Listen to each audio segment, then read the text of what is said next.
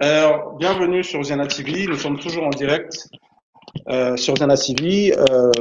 La conférence de mémoire est-il possible de développer la tourisme de mémoire en Afrique centrale? Donc, nous allons pouvoir recevoir notre deuxième invité, qui est Monsieur Éric Ompion, qui est lui un journaliste qui travaille aux États-Unis et qui va venir nous parler justement de tout l'intérêt du tourisme de mémoire.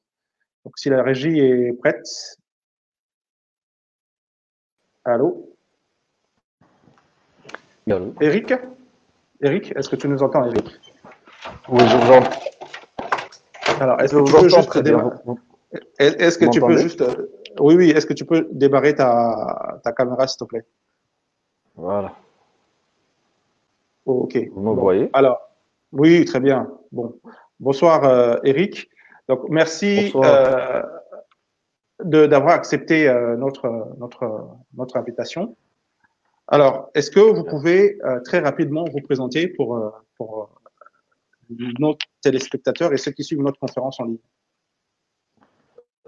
Bonsoir à tous. Moi, c'est Eric Impion Ibani. Je suis originaire du Congo-Kinshasa, mais je vis aux États-Unis depuis presque 10 ans maintenant. Mhm. Et j'ai plusieurs casquettes. Je suis avant tout entrepreneur. J'ai une entreprise disons, de high management aux États-Unis, installée. On a deux bureaux, un bureau à Dallas et un autre à Cleveland, dans l'Ohio. Et principalement, nous faisons plusieurs choses, notamment du coaching en gestion, du coaching en écriture, mais aussi nous permettons des gens qui veulent traiter affaires de se connecter. Parce que le problème, c'est que des fois, on peut avoir l'argent, mais on ne sait pas par où commencer. Mais je suis aussi dans la presse. Je travaille avec une radio en Martinique, la radio FM Espoir en Martinique, D'accord, qui est d'accord. une radio chrétienne, mais qui a la particularité d'être très large dans les discussions. Et nous abordons énormément la question de l'esclavage, la question Mhm. de cet héritage, de ce lien entre les peuples et l'esclavage. Et enfin, je suis pasteur. Mhm. Certains diraient quel est l'intérêt pour un pasteur de se retrouver en train de parler d'esclaves et d'esclavage. J'ai dit, on m'a posé cette question un jour, je leur ai dit, déjà dans la Bible, nous prêchons la Bible, c'est vrai, mais la Bible, c'est aussi l'histoire d'un peuple, Israël, qui a été Mhm. utilisé comme ustensile pour enseigner d'autres peuples. Israël a été en esclave, a été esclave plusieurs fois en Égypte, à Babylone, tout ça. Et nous tirons des leçons de ce peuple. Mhm. Donc je pense qu'en tant que Congolais, en tant que chrétien, je pense qu'il est important que je me pose des questions sur mon passé et certainement je trouverai aussi des leçons qui peuvent m'être utiles dans ma vie de tous les jours. Donc c'est à peu près ce que je fais et donc, au-delà de la business de ce que je fais, j'ai aussi ma fondation qui a ses bureaux à Cleveland, dans l'Ohio, au Texas et ici à Kinshasa, où nous travaillons Mhm. principalement pour la promotion de l'éducation, de la culture et puis nous travaillons aussi dans le développement communautaire. Voilà, globalement, voilà à peu près ce que je fais. En même temps, je suis Très bien, auteur, je publie plein de livres. J'en ai déjà 3 sur le marché. d'accord, très bien. Alors, donc j'ai bien compris que le rapport qu'il y a entre votre parcours et le thème de ce soir, comment développer le tourisme mémoire en Afrique centrale, c'est bien entendu euh, ce rapport que vous avez eu justement avec la région Martinique et où vous abordez les questions liées à l'esclavage et à la traite négrière. Est-ce que vous pouvez me dire aujourd'hui quelle est la température? Comment est-ce qu'aujourd'hui les gens que vous rencontrez, que ce soit en Martinique à travers votre radio ou que ceux que vous rencontrez aux États-Unis, à Cleveland, au Texas où vous êtes sûrement en contact avec avec des Afro-Américains. Est-ce que vous pouvez nous dire aujourd'hui quel est leur comment dirais-je, le mot m'échappe. Comment est-ce qu'ils ressentent aujourd'hui ces questions? Comment est-ce qu'ils abordent aujourd'hui ces questions de l'esclavage et de la traite négrière? Avant de répondre à cette question, j'aimerais déjà dire que j'ai déjà à l'école au Congo, j'ai un tout petit peu appris sur l'esclavage, notamment avec le Royaume Congo et notamment avec Tipoti, tout ça. Mais c'est en arrivant aux États-Unis que je me suis comme retrouvé face à des questions. Parce que vous rencontrez des gens, dans la culture américaine, ce n'est pas un problème de demander à quelqu'un d'où il vient. C'est vraiment quelque chose d'assez naturel, alors que c'est assez mal vu ailleurs. Et lorsque vous vous posez la question, venez d'où? Je viens du Congo. Ah, le Congo, euh, on vous cite comme ça, Goma, les gorilles de montagne, et puis on vous parle d'esclaves. Et je me suis retrouvé à un certain moment, c'est que les gens venaient vers moi pour des questions que je n'avais pas. Et en tant que Congolais, ça commençait à me gêner. J'ai commencé à me dire, mais écoutez, en moi-même, je me dis, il y a quelque chose de chez moi que je ne connais pas. Déjà avec la radio en Martinique, ce qui me surprend en fait, ce qui m'a surpris, c'est de voir une radio chrétienne. Vous savez, la plupart des radios chrétiennes sont Alléluia, Amen, Bible, Jésus, et ils s'arrêtent là. Mais ce qui est bizarre avec cette radio, c'est que, quel que soit le débat que nous abordons, le lien avec l'esclavage revient de manière assez naturelle sur les débats. Ça veut dire que quelque part, en tant que pasteur, nous prêchons beaucoup sur le lien des familles, sur voilà, la délivrance, et nous faisons de fois allusion aux ancêtres et voilà, aux arrière-grands-parents de ce qu'ils ont subi. Donc, eux, quasi naturel, c'est quasi impossible de parler des questions même de leur foi et n'est pas lié à la vie, n'est pas lié à l'esclavage. Alors, j'ai commencé à être invité comme ça dans plusieurs débats où je devais parler de non seulement du Congo, parce que la majorité des esclaves sont venus du Congo, mais aussi je devais aborder, comment dire, commenter certaines questions liées à la société américaine, notamment avec les Afro-Américains. Donc, c'est ce qui m'a poussé depuis un long moment de m'intéresser justement à cette question et donc de devenir un tout petit peu la réponse à toutes ces questions. D'une part, avec ceux qui sont aux Antilles, d'autre part, avec ceux qui sont aux États-Unis, et puisque les réponses que je devais avoir devaient venir du Congo, donc j'ai comme reconnecté mon cœur à cette terre. Le vrai ressenti, le vrai problème, c'est que depuis un moment, lorsque vous consultez la société américaine et la communauté afro-américaine de manière globale, vous vous rendrez compte qu'ils se sentent un tout petit peu étrangers tout en étant américains. Ils se sentent comme, comment dire, c'est comme si l'esclavage était parti, mais était en même temps et toujours là. Et vous voyez bien sûr avec différentes inégalités sociales qu'il y a aujourd'hui, notamment avec l'accès à certains services publics, notamment avec, on a vu avec la manière dont la police gère les citoyens même. Lorsque c'est un noir, c'est différent. Lorsque c'est un blanc, c'est différent. Et toutes ces choses ont poussé beaucoup d'Afro-Américains à se dire, bon, finalement, si ici nous ne sommes pas chez nous, ça veut dire qu'il y a un chez nous quelque part. C'est comme ça que beaucoup ont commencé à se dire, il faut essayer de revenir, il faut essayer de se connecter, il faut essayer de voir ailleurs, notamment en Afrique, qu'est-ce qu'il y a. D'où la question de l'île de Gorée, le Sénégal, parce qu'il y a quelque chose. Mais c'est fait aussi que nous rencontrons des gens qui vous disent, moi j'ai fait un test ADN, on me dit que je suis du Congo. Est-ce que vous avez des réponses pour moi? Nous essayons de discuter, nous essayons d'échanger. J'ai discuté par exemple avec un Afro-Américain récemment qui m'a montré l'acte de décès de son arrière-grand-père, arrière-grand-père, qui a débarqué en Caroline du Sud. Et dans son acte de décès, il est bien écrit, venu d'Afrique, fils de Yango. Et ce qui est bizarre, c'est que dans ma propre famille, ma propre grande sœur s'appelle Yango. Elle s'appelle Impion Yango. Extraordinaire. L'ancien gouverneur de la ville de Kinshasa s'appelle euh, André Kimbuta Yango. Donc, de manière claire, cet homme viendrait probablement de la De province la du RDC. Bandundu, Mhm. de la Mhm. RDC, de la province du Bandundu, Mhm. qui est d'ailleurs de l'autre côté du Congo-Brazzaville, de l'autre côté du fleuve. Et le fait que je Mhm. lui dise, par exemple, que dans ma propre famille, il y a ce nom Yango, je vous assure, Mhm. il a failli, il était tellement ému et il a failli pleurer au téléphone. Pour un monsieur de plus de 50 ans, c'était assez émouvant de voir Mhm. qu'il avait au moins, voilà, il avait quelque chose de concret. Alors qu'avant, c'était oui, l'Afrique, le Congo, oui, mais là, il avait quelque chose de Mhm. concret.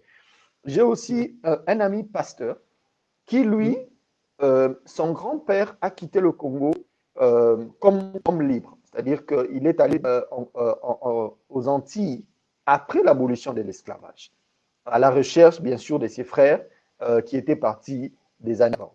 Alors, la tradition qui leur a été laissée, c'est que ils viennent, qu'ils sont, le mot qui leur a été laissé, c'est Manianga, ils viennent qui sont Manianga. Et qu'ils ont vécu, leurs ancêtres, l'arrière-arrière-grand-père est venu d'une région où il y a un cours d'eau. Alors, en Mhm. consultant l'histoire, la cartographie congolaise, les Banyanga sont du Congo central et sont vers Luozi. Et justement, à Luozi, il y a une rivière. Et le fait que que je lui donne ces réponses, vous ne pouvez pas Mhm. imaginer un monsieur de plus de 50 ans qui dit, mais voilà, j'avance vers quelque chose de concret, alors qu'avant, Mhm. on voyait, Mhm. c'était, voilà, on vient du Congo et tout ça. Et il m'a même dit que c'est un rêve de famille de poser les pieds au Congo. Et je vous assure, c'est quelque chose d'intéressant pour moi de voir que je peux, dans une certaine mesure, donner des réponses aux gens. Mais bon, Mhm. comme j'ai dit, ça c'était avec le contact avec les hommes. Lorsque j'ai moi-même continué à travailler sur ces questions, je me suis rendu compte, par exemple, que dans la ville de Cleveland, où je vis depuis presque 3 ans, presque 4 ans, il y a une commémoration des esclaves, de l'histoire des esclaves dans la ville de Cleveland.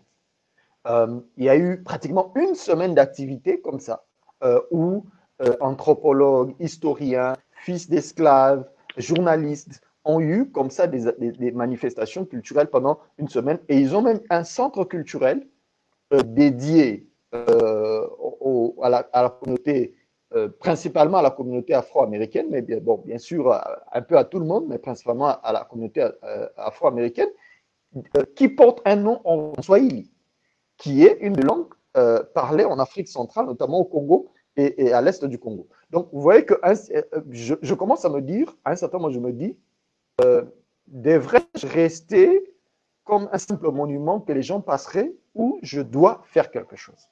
Et donc, c'est à peu près tout ça. Mais l'affaire George Floyd, la mort de George Floyd et toutes les autres personnes qui avaient été assassinées par la police Mhm. américaine a accentué la situation qui, pour que certains aujourd'hui se disent, il faut bien visiter l'Afrique, il faut bien faire quelque chose.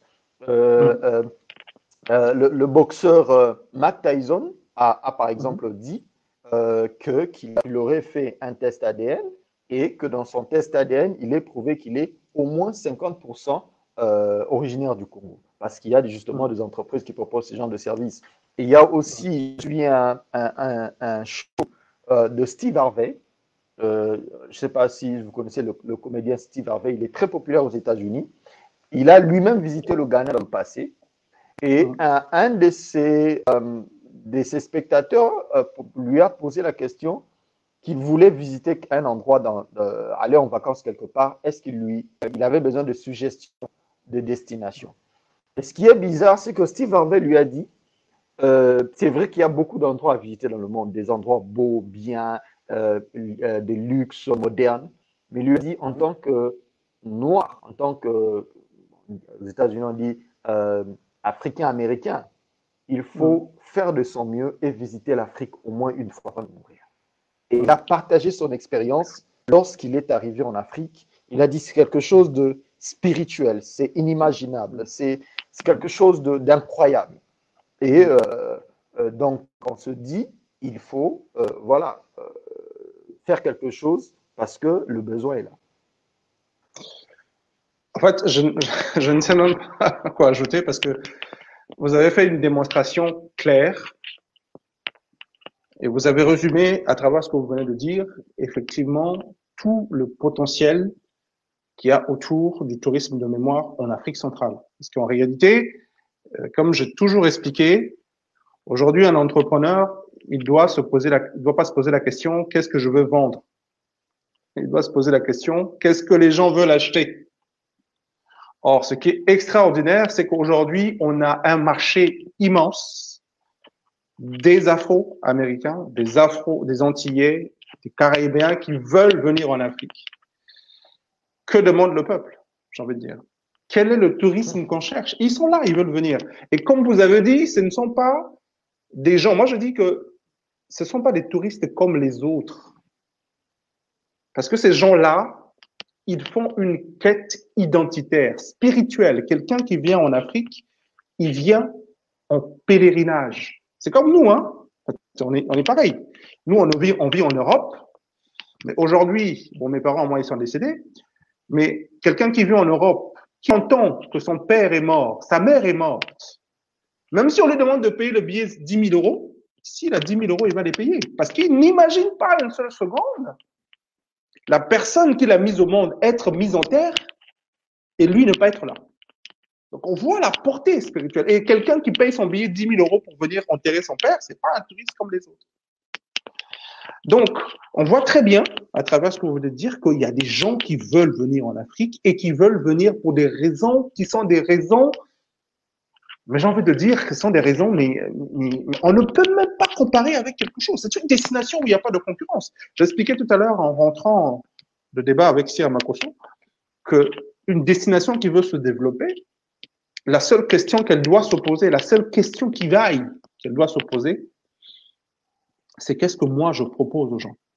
Pourquoi est-ce que les gens vont venir à Kinshasa, pas à Dakar, pas à Abidjan? Si vous répondez à cette question-là, vous allez trouver des touristes. Et aujourd'hui, quelqu'un qui sait que sa famille vient du Manyanga, un noir américain qui sait que sa famille vient du Manyanga, c'est quelqu'un qui veut venir en Afrique. Vous pensez qu'elle va aller au Sénégal? Elle veut aller au Bénin. Parce qu'elle sait que sa famille vient du Manyanga. Il n'y a pas de débat, il n'y a pas de discussion, il n'y a même rien à faire. Donc, on imagine tout le potentiel qu'il y a. Moi, j'aimerais quand même vous poser une question pour que les choses soient dites. Parce que on a entendu ça pendant longtemps, cette accusation qui était lancée soit par les Antillais ou soit par les Noirs américains, où ils auraient une dent ou un problème, un rancœur contre l'Afrique en disant voilà, les Africains nous ont vendus, donc il n'y a pas de raison qu'on ait de l'intérêt, il n'y a pas de raison qu'on vienne en Afrique ou qu'on ait des quelconques relations. Parce que je sais que, bon, je n'ai jamais été aux États-Unis, mais je sais que des fois, les relations entre les Noirs américains, les Afro-américains et les Africains sont des fois difficiles.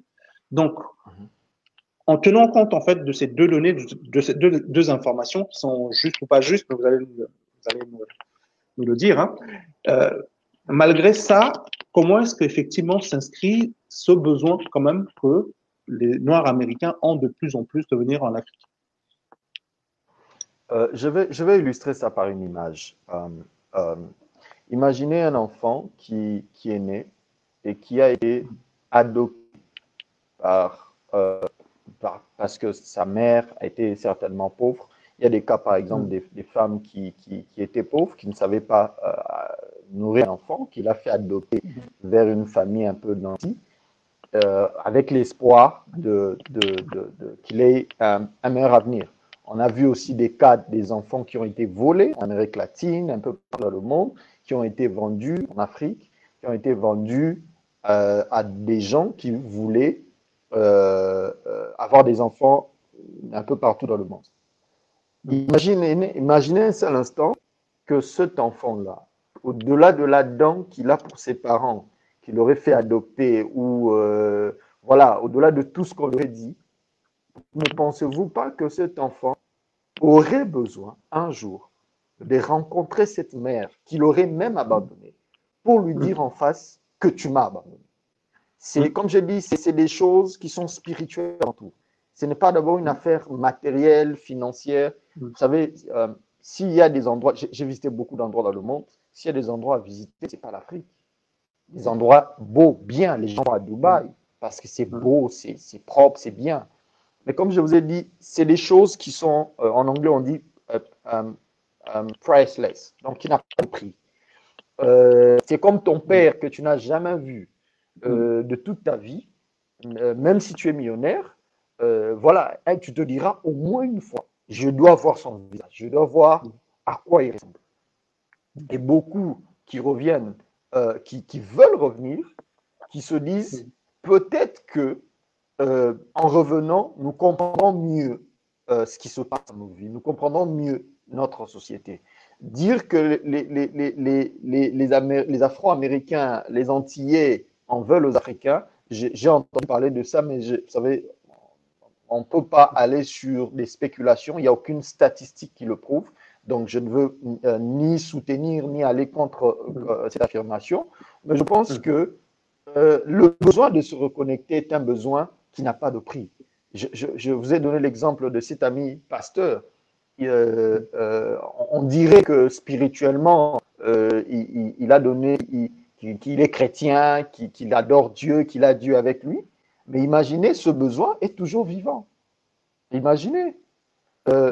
J'ai vu un documentaire où, par exemple, une dame disait « Je porte un nom blanc alors que, naturellement, je ne le suis pas. » Rien que le besoin de revenir vers l'Afrique pour dire à quoi je ressemblerais si j'étais resté en Afrique. C'est un besoin inimaginable.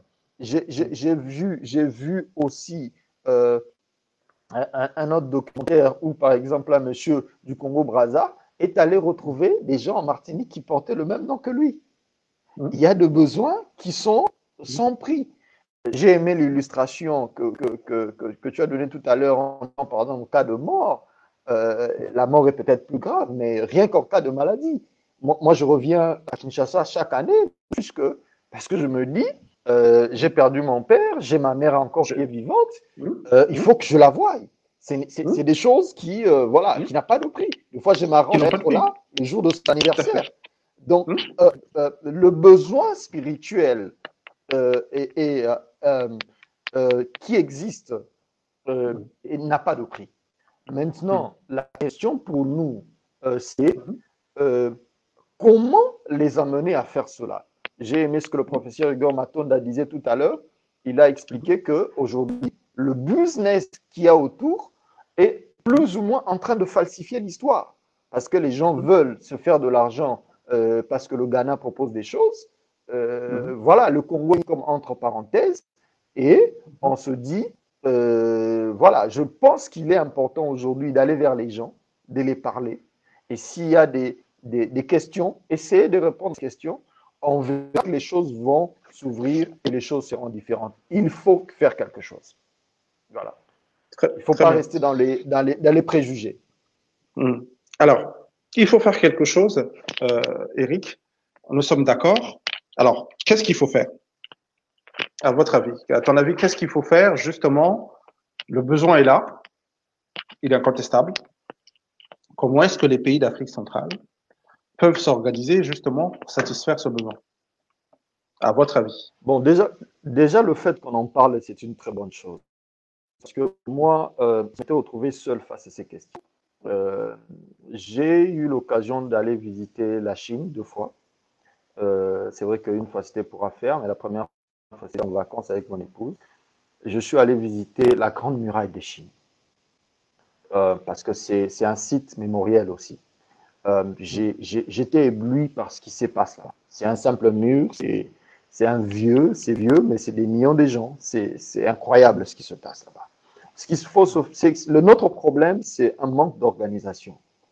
Un manque d'organisation que nous devons résoudre. c'est vrai que les gouvernements africains, congolais, des deux Congos, ne comprennent pas forcément ou ne veulent pas comprendre ce qui se passe, mais je crois qu'en tant qu'entrepreneurs, nous devons faire quelque chose.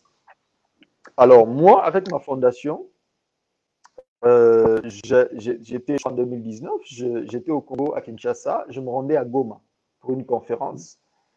Et pendant mon voyage à l'aéroport, je rencontre justement le professeur Igor Matonda, que je connais depuis très longtemps.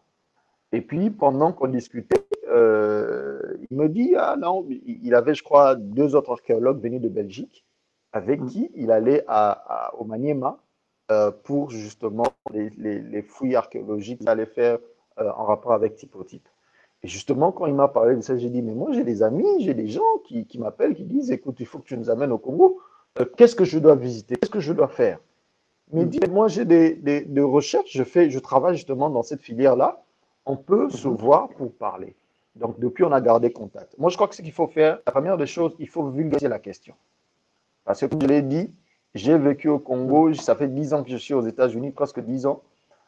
J'en sais plus sur le Congo en étant à l'extérieur, en étant à l'intérieur. Tu n'es pas le seul. Ce qui est justement malheureux. Pardon? Tu n'es pas le seul, malheureusement. Malheureusement. Donc, et ce qui est anormal. J'ai fait mes études, mon étude universitaire ici aux États-Unis. Les Américains parlent d'eux et d'eux-mêmes. Ils parlent très peu d'autres nations. Même quand vous prenez des exemples en matière d'affaires, c'est des exemples d'entreprises américaines. Lorsque vous parlez de la culture, ils parlent souvent de l'Afrique et des autres lorsque vous abordez des questions, par exemple, en matière d'anthropologie ou de diplomatie, c'est-à-dire qu'ils parlent des autres. Mais alors que chez nous, nous parlons plus des autres et nous ne parlons pas de nous-mêmes. Donc moi, je pense que ce qu'il faut faire, il faut faire un travail de 2 côtés. Le premier, c'est localement, en Afrique, au Congo, à Kinshasa, je ne sais pas moi, à Brazzaville, pour vulgariser la question. C'est vrai qu'on ne sera pas forcément bien entendu, mais il faut faire quelque chose. Parce que si rien n'est fait en amont, en aval, on ne pourra pas amener des gens. Il faudrait que les gens comprennent. C'est comme ça qu'avec ma fondation, nous avons décidé d'organiser une grande conférence qui aura lieu le mois prochain à Kinshasa pendant 2 jours initialement. Il y a un autre programme qui est prévu, mais on est encore en train de mettre en place pour le 3e jour. Donc, pour justement vulgariser la question. Donc, la conférence qui aura notamment le professeur Tonda, nous aurons aussi un professeur qui viendra de Paris, nous aurons d'autres orateurs qui viendront un peu de partout, nous aurons aussi un orateur qui viendra de Chine, qui est dans le domaine des affaires, qui viendra nous expliquer comment la Chine met en valeur ses sites historiques. Et ça sera un moment pour nous, ça sera vraiment l'aspect business pour nous montrer comment ça se passe et tout ça. Donc, nous aurons plusieurs orateurs d'un peu partout, mais nous aurons aussi, pour booster cette question, pour leur montrer localement, parce qu'actuellement, je suis à Kinshasa déjà, je suis pour préparer justement l'événement, pour montrer justement localement, ici, au Congo, mais aussi un peu partout, que cette question peut, d'abord pour des raisons culturelles, c'est intéressant, mais aussi pour des raisons éducatives, mais aussi pour des raisons d'affaires, mais aussi diplomatiques. Ça peut nous rapporter beaucoup de choses. Alors, pour booster un peu, parce que vous savez, en Afrique, les gens sont un peu des Thomas, des saints Thomas, donc ils aiment voir, même si vous leur dites des choses qui sont vraies, quand ils n'ont pas vu, les gens ne croient pas. Alors, nous allons, selon le programme, amener au moins 2 descendants d'esclaves à Kinshasa. L'un viendra de Martinique, qu'il a déjà confirmé, et un autre qui viendra des États-Unis, pour que eux soit comme ce témoin pour dire que moi, je suis américain, je suis esclave. Et un autre qui viendra de Martinique. Et comme ça, d'abord, c'est ce travail de vulgarisation, mais ensuite, on verra comment, avec les pouvoirs politiques, on est en train de discuter pour avoir l'appui, même implicite, de pouvoir en place pour nous permettre de faire quelque chose. Et puis ensuite, ça c'est en amont, faire bouger les choses, pour que les gens comprennent, pour que les gens suivent la démarche. Et puis au niveau des États-Unis, mais aussi de tous les territoires où il y a des afro-descendants, leur dire qu'il est possible de venir chez vous, il est possible de venir visiter le Congo, il est possible de venir Je sais que les questions d'insécurité sont tout le temps abordées. Euh, nous tenons à dire aussi aux gens, le Congo dont on parle d'insécurité, ce n'est pas le Congo que nous voulons vous faire visiter. Il y a la guerre à l'Est, qu'il y a la guerre dans la partie Est du Congo. J'ai été à Goma, je n'ai jamais été inquiété. J'ai fait une semaine à Goma, je suis revenu. J'ai même fait le Rwanda à Gisenyi, je suis revenu. Donc, le Congo, tel que présenté deux fois par les médias, ce n'est pas ça la réalité. Donc, rassurer les gens, de leur dire, nous pouvons vous amener en sécurité, visiter les sites, revenir sans qu'il y ait de problème. Mais comme on a dit, nous devons travailler dans les deux sens pour que les choses bougent. Sinon, si rien n'est fait, ça sera catastrophique. Alors, j'ai une avant-dernière question à te poser. Si tu arrives à faire venir justement des touristes afro-américains ou afro-antillais, qu'est-ce que tu leur montres? Parce qu'ils vont pas payer leur billet 2 000, 3 000 euros pour venir voir le fleuve Congo, pour venir voir je sais pas moi, aller dans les boîtes de nuit, aller danser du Ndombolo. Est-ce que tu penses pas, pour être honnête, pour être précis dans ma question, qu'il y a aussi ce travail de structuration de la destination à faire de telle manière que quand ces touristes-là viennent, que ce soit au Congo-Brazzaville, que ce soit en Angola, qu'ils arrivent à voir des choses qu'ils sont venus rechercher, c'est-à-dire ces choses immatérielles-là qu'ils recherchent depuis des années, qu'ils puissent avoir, comme tu as su le dire tout à l'heure, les réponses aux questions qu'ils se posent depuis des décennies, voire depuis des siècles. Qu'est-ce que l'on peut faire justement pour ça, à ton avis? Est-ce qu'il n'y a pas un travail à faire? Et ce travail-là, parce qu'on a toujours l'habitude de dire oui, mais c'est le gouvernement qui ne le fait pas. Et c'est la même question que j'ai posée tout à l'heure à Igor. Est-ce que quelque part, la société civile, nos grands hommes, au lieu d'aller donner de l'argent seulement aux musiciens pour les Mabanga, on pourrait pas aujourd'hui peut-être s'organiser pour mettre en place des musées, mettre en place un certain nombre de choses qui permettront à ce que les Afro-américains puissent venir voir les choses qui leur parlent, comme au Ghana ou comme au Bénin ou comme au Sénégal. Justement, j'ai parlé de faire un travail de deux côtés de l'Atlantique. Donc, du côté d'où viendraient les touristes, mais aussi localement du côté de l'Afrique.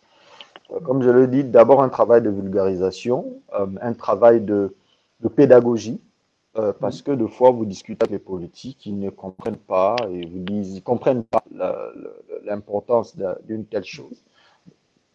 Donc, beaucoup de travail de pédagogie avec les différentes autorités, mais aussi, comme on avait dit, il faut qu'il y ait des choses qui nous permettent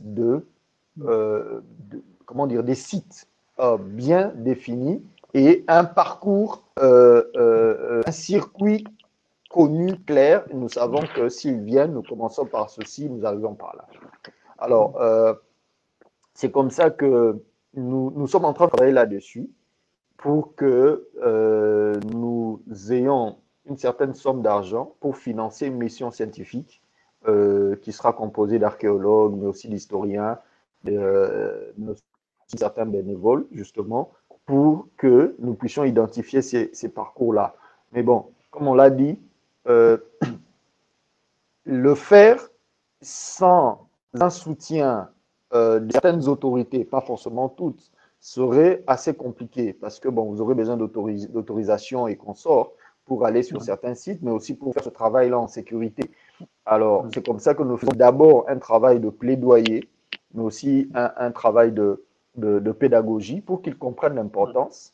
Et nous pensons qu'avec la vulgarisation, la forte vulgarisation que nous allons faire lors de la conférence, permettra justement de mobiliser du monde derrière un tel projet, parce que nous avons vraiment l'idée de frapper dur, d'aller vers les médias, que ce soit communautaire, parce qu'on ne va pas seulement se contenter de Kinshasa. Nous avons ciblé par exemple les radios communautaires dans certains coins du pays. Seules les radios communautaires permettent au peuple, aux gens d'avoir de l'information. Et nous avons par exemple, qui est chargé de notre communication, a déjà répertorié près de 70 radios communautaires, même si nous n'allons pas travailler avec toutes ces radios, mais nous avons ciblé des radios assez connues communautaires qui permettront que l'info ne soit pas seulement donnée au niveau des grandes villes, mais aussi au niveau des villages, pour que eux aussi comprennent qu'ils valent quelque chose. Donc, nous avons justement en train de travailler pour que, avant la première randonnée que nous allons organiser, qu'il y ait des choses bien définies, un circuit bien défini qui permettra qui devront visiter. D'accord. Donc, pour résumer, il faut effectivement que les pouvoirs publics, à défaut peut-être d'être impliqués, au moins comprennent l'importance du sujet sur lequel on est en train de travailler, comprennent qu'effectivement, grâce au tourisme de mémoire, parce que ces Afro-Américains-là, quand ils vont venir dans nos pays, un peu comme ça se passe ailleurs, hein, ce sont des consommateurs, ils vont emmener de la valeur, ils vont créer des emplois. Donc, quelque part, ce tourisme de mémoire-là, s'il se développe en Afrique centrale, j'ai envie de dire, les premières bénéficiaires, ça va être les populations. Et si les populations sont contentes, ce sont les politiques aussi, d'une façon ou d'une autre, qui vont en profiter. Donc, effectivement, on est bien conscient que ce tourisme-là, de mémoire, mais comme tous les autres touristes, tous ne peuvent pas se développer si les pouvoirs publics ne créent pas les conditions. Donc, effectivement, j'ai bien compris que le premier travail qu'il faut faire, c'est effectivement un travail de sensibilisation de la société congolaise en général, des sociétés congolaises en général, mais également des pouvoirs publics pour qu'ils comprennent l'importance effectivement des enjeux et que derrière, on s'organise, nous, en tant qu'entrepreneurs, en tant que scientifiques, pour élaborer des circuits sur lesquels, en fonction des travaux d'Igor ou d'autres, où on va justement leur montrer des choses qui vont effectivement faire en sorte qu'ils puissent, eux, se retrouver, qu'ils puissent justifier le fait qu'ils payent un séjour à 6 000 euros ou 10 000 euros. Voilà. Donc, merci beaucoup, Eric. Juste une dernière question, un peu comme pour les autres. Est-ce que tu penses, à la fin de cet échange, qu'il est possible de développer le tourisme de mémoire en Afrique centrale et en RDC? Très rapidement, pour finir. Oui, si je ne le croyais pas, je ne serais pas à Kinshasa à ce moment. Donc, ce que nous voulons plutôt, ce que je souhaite plutôt, c'est une certaine solidarité autour de cette question. Je vis dans la société anglophone où les gens sont prompts à cerner les choses et à agir. S'ils ne peuvent pas, ils prennent un numéro, ils te disent tu peux trouver une solution auprès de telle personne. Alors que dans la société francophone, c'est des fois assez lourd à prendre. Même lorsque vous montrez l'intérêt, vous disent mais nous on gagne quoi? Alors que voilà, c'est assez lourd, mais il faudrait ceux qui comprennent déjà, si nous qui comprenons les choses, nous pouvons nous mettre ensemble et dire allons-y, faisons quelque chose. Je crois que ça sera intéressant. Parce que, pour terminer, je dirais, c'est quand même assez anormal que près de 45% d'esclaves qui sont allés un peu partout dans le monde viennent du Congo, mais lorsqu'on parle d'esclavage, qu'on parle du Sénégal, qu'on parle du Bénin, qu'on parle des autres. C'est quand même assez choquant. Et moi, en tant que Congolais, je ne peux plus continuer à supporter ce genre de choses. Surtout que je me retrouve en face des gens qui me posent des questions auxquelles je n'ai pas de réponse. Donc, je crois qu'il nous faut ensemble nous mettre quelque part, celui qui a une information, un contact, celui qui pense qu'il peut faire quelque chose, qu'ils viennent qu'on se mette ensemble pour travailler. Enfin, je dirais, je vis aux États-Unis, mais en même temps, je m'appuie sur ceux qui, des scientifiques, mais aussi des organismes pour qu'ensemble, eux qui sont sur le terrain, que nous puissions travailler ensemble. Donc, il n'y a pas que ma fondation qui est là dans ce projet, mais nous avons aussi créé cette synergie où des organisations qui travaillent plus ou moins dans ces domaines-là puissent venir avec nous ensemble, pas seulement celui de la RDC, mais aussi du Congo-Brazza, et on espère aussi trouver d'autres personnes du côté de l'Angola pour qu'ensemble, qu'on fasse quelque chose. On peut pas continuer à voir l'histoire être falsifiée et de la sorte. Voilà. Alors, est-ce qu'on peut connaître les dates de la conférence? Est-ce que les dates sont déjà arrêtées ou c'est encore en pourparlers? La conférence aura lieu le vendredi 21 et le samedi 22 mai à D'accord. Kinshasa, à la salle de conférence du ministère des Affaires étrangères à Kinshasa, Gombe. Voilà. Vous pouvez Voilà. traverser le matin de Brazzaville, ceux qui sont à Brazzaville, vous pouvez prendre le premier hors-bord le matin et vous descendez à Beach Ngobila et prenez un taxi, vous êtes là en 20 minutes. Oui, d'accord. Alors, je parle au nom de Ziana TV, mais Ziana TV, qui est une chaîne de la diaspora, surtout de la RDC, enfin, du Congo-Brazzaville, je parle au nom de son promoteur qui nous écoute. Donc, ça sera avec un grand plaisir que s'il y a possibilité, effectivement, de pouvoir couvrir la manifestation, qu'on la couvrira. Parce que c'est des sujets, effectivement, qu'on porte avec Sir Makosso depuis plusieurs années. Donc, ça sera avec plaisir qu'effectivement, on pourra faire le partenariat, si c'est possible, pour que effectivement les sujets qui vont être traités lors de la conférence. Et je pense que vous êtes aussi en négociation avec une structure qui s'appelle Visiter le Congo pour essayer d'organiser une journée sur Brazzaville, sur la piste des esclaves de Brazzaville.